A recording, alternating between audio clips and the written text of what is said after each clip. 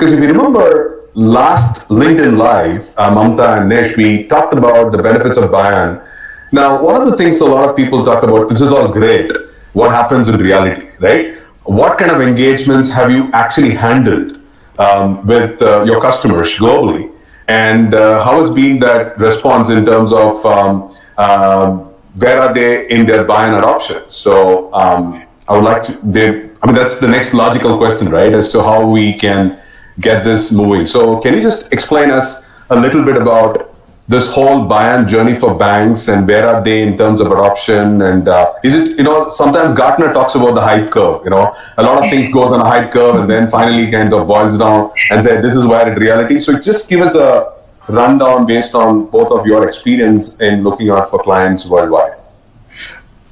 For sure.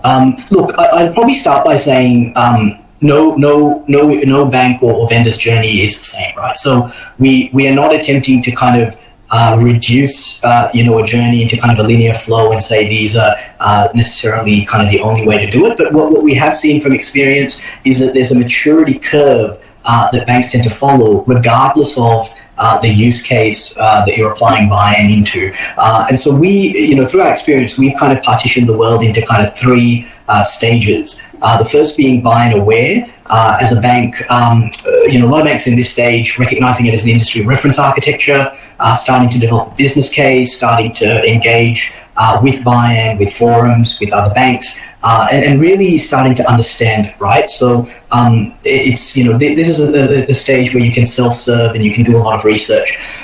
Then there's a bit of a hump in getting to the next stage, which we call BIAN Active. And this is where you've tipped over into kind of going, we are definitely going to adopt it, start with a reference architecture, develop our own service landscape, start to do some proof of values with service domains and APIs.